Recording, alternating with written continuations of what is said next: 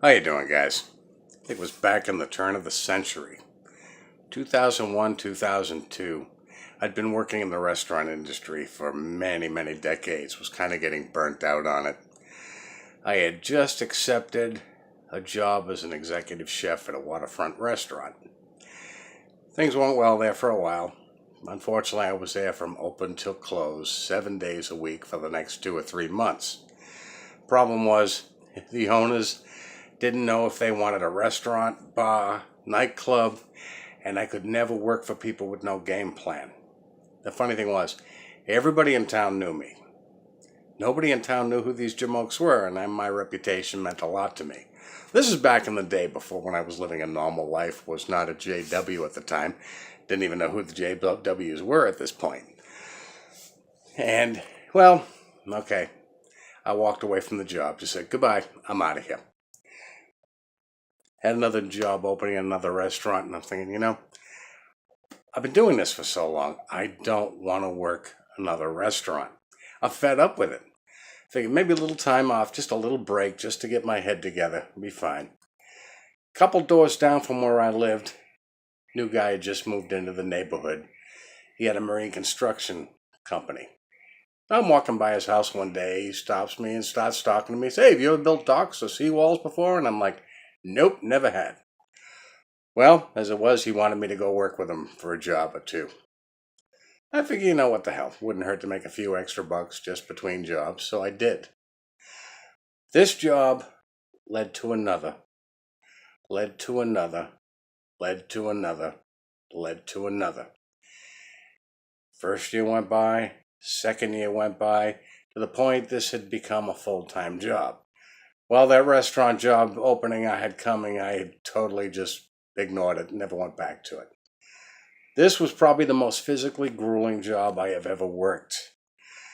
Not that I was a stranger to anything physical, but what was required was lugging 200 to 300 pound pilings around, installing boat lifts, and it was just a lot of heavy ass work. My boss and I, although we spent a lot of time together, we mixed like oil and water.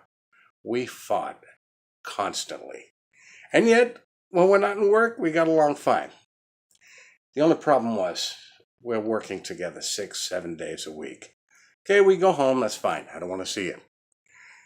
There's a corner store at the end of my street. I used to walk down there and go back, and every time I walk by, I'd hear him on his porch, hey! I have to go in and visit him. Okay, blah, blah, blah, blah, 10, 20 minutes. Look, I got to go to the store. Okay, yeah, okay, I'll talk to you tomorrow, blah, blah, blah, blah, blah. Okay, on the way back, hey! Have to go and talk to him again.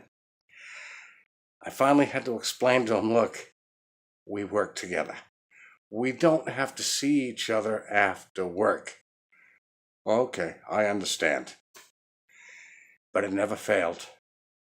Every so often I go to the end of the road to the store, and I would come back with a neighborhood bunny, sometimes two. And he'd always be sitting on his porch. And the girls would follow me back to my house. I get back to the house and I says, in about 5 or 10 minutes, we're going to have company. Never failed. 5 minutes goes by and there he was. Oh, I just thought I'd stop by and see what's going on. I'm like, you know what's going on, you son of a bitch. And he says, well, I noticed you got 2 of them. Yeah, sorry, just enough for me. So next day at work, I'm talking to him again.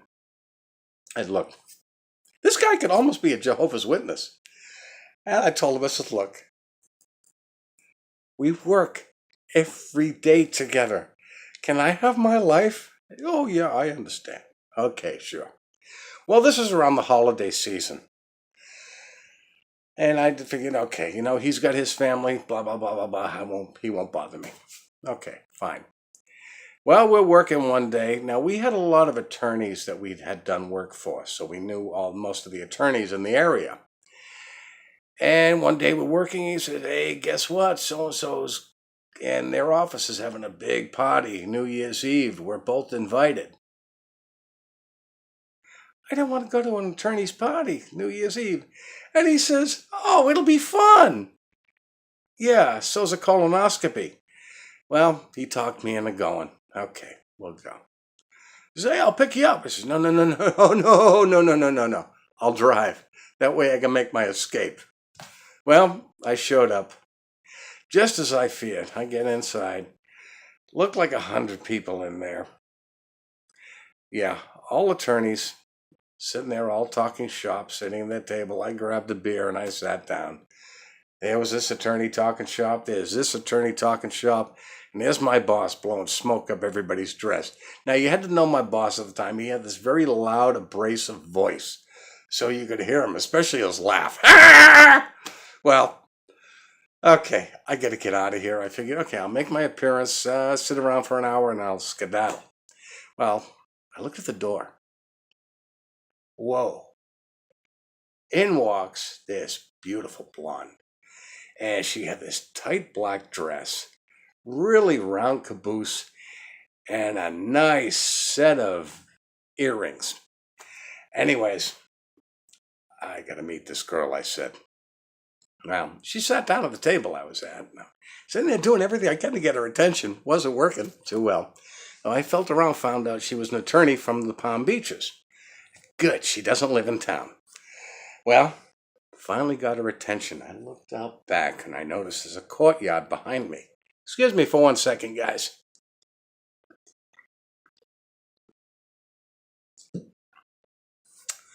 So, made eye contact. Motioned to the courtyard. So we both grabbed our drinks and we skedaddle out back. And we sit there, start talking, close the door. So the attorneys had their fine. We sat talking for a while. And she was actually pretty fun to talk to. She definitely was a party girl. I don't know what she was doing with these people, but she definitely wanted out of there too. And she's sitting there holding her drink, all ladylike and petite. And she sort of saunters slowly over to the grassy area of the courtyard. And she, yeah, it doesn't get any realer than that. Okay, well, we're sitting there talking for about 10 more minutes. You know what? Let's get the hell out of here. She was all for it. I says, my house isn't too far from here. Good deal. As we're making our escape, my boss walks out to the courtyard with a couple of attorneys. Hey, what are you guys doing out here? The party's inside. No, the party's going to be at my house in about 10 minutes. Well, they talked us into coming back and sitting down at the party. Okay. I motioned to her. I says, we'll get together later. I noticed something about this party. I mean, it was fine. It was a nice mix of people. I mean, bunch of black people, bunch of white people. Okay, that was fine. But I noticed, what do people do when they get drinking? Music starts and they start dancing. Well, this is where things start to separate. You have the white people dancing on this side of the room. You have the black people dancing on this side of the room. And I'm sitting there making a comparison. And it is true. White people can't dance. Well, it wasn't too long before the white people realized they were being showed up. I mean, these black people, they look like pros. They were phenomenal. Well, little by little, the white part of the dance floor emptied off. Before you know it, there was no white people on the dance floor at all. But little by little, some of the white people started getting up on the dance floor with the black people and tried to do their dance steps. One guy actually threw his back out. And actually, a couple of them actually bumped into each other, injured each other. They just couldn't do it. Well, it was kind of entertaining. I thought that was funny as hell, but yeah, that was true. White people can't dance. Well, anyways, took the attorney's number down. I said, I'll meet up with you later. Guys, this has absolutely nothing to do with Jehovah's Witnesses. I understand that. I am getting somewhere with this. You'll understand in the next video or so, but I'm going to have to finish this video at another time. I don't want to make this too long of a video. But I want to thank you guys for listening. I know it probably threw you off the wall. Like I said, it's kind of out of the norm. But thanks for listening, guys. But I'd still like you to leave your comments. And I want to thank my subscribers, guys. And leave a thumbs up if you like it. And Jehovah's Witnesses, if you're out there, leave a thumbs down. That tells me that you're watching. You guys have a good night. I will talk to you soon.